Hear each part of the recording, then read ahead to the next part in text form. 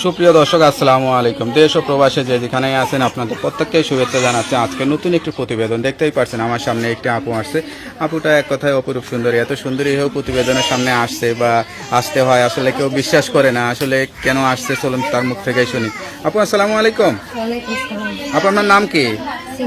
Cynthia. আপু কেমন আছেন আপনি? ভালো আছেন। আপনার বাড়ি কোথায়? বাড়ি টাঙ্গাইল। টাঙ্গাইল। পরিবারে কে কে আছে? পরিবারের ছোট একটা ভাই আছে আর মা আছে। বাবা বিয়ে করে চলে গেছে। আপনি কি করেন? কিছুই করি না, বাসা বাড়ি কাজ করি। হ্যাঁ হ্যাঁ। বাসা বাড়িতে কি কাজ করেন? হিন্দি লেখাপড়া করেন নাই? বড় করি না টাকার জন্য। একটু করেন নাই? না, বয়স কত এখন? বয়স হলো 18। এত সুন্দর মেয়েরা বাসা বাড়িতে কাজ করে, মানুষ তো বিশ্বাসই করে না যে এরা আসলে টাকার অভাবে এখন করতে হয়। লেখাপড়া করার কথা, এখন মানুষের বাড়িতে কাজ করেন। কেমন লাগে? কাজ কাম করতে ভালো লাগে? ভালো তো লাগে না ভাই, কষ্টই লাগে। আচ্ছা আচ্ছা। তা কি চিন্তা করে আসছেন প্রতিবেদনে? চিন্তা করি আসছে যাতে ভালো একটা মনের মানুষ পাই। বিয়ে শাদী করবেন? বয়স হয়েছে বিয়ের? হয়েছে বিয়ের বয়স। আচ্ছা আচ্ছা। এত সুন্দর মেয়েরা তো একটু নায়িকা হতে চায়, অভিনয় করতে চায়, এরকম কোনো ইচ্ছা ছিল নাকি? হতে চাই না ভাই, ফ্যামিলির দায়িত্ব নিবে এমন একজন মানুষ চাই। গান টান গাইতে পারেন? না, চাই না। যে বিয়ে করবে সে তো যার বউকেই দায়িত্ব নেয়। ফ্যামিলি, একটা মেয়ের পরিবার তো সবাইকে দায়িত্ব নেয় না। তা আপনার দায়িত্ব নিয়ে বিয়ে করলে হবে না?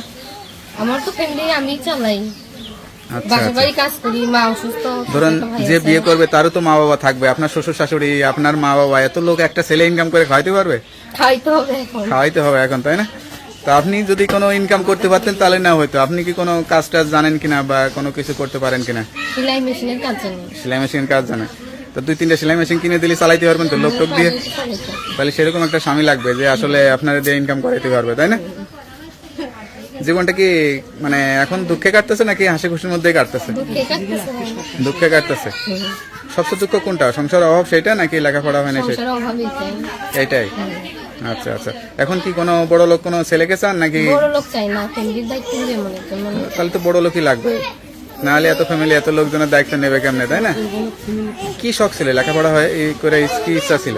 লেখাপড়া করে বাপ মায়ের পাশে দাঁড়াবো, এটাই ইচ্ছা ছিল। এটাই সব মেয়ে তো চায় যে স্বামীর পাশে দাঁড়ানোর জন্য, কারণ বিয়ের পরে তো মা বাবা পাওয়ার হয়ে যায়, তাই না? তো আপনার কি এরকম ইচ্ছা নাই যে আমার জীবন সঙ্গী হবে, তার জন্য আমি সবকিছু করব?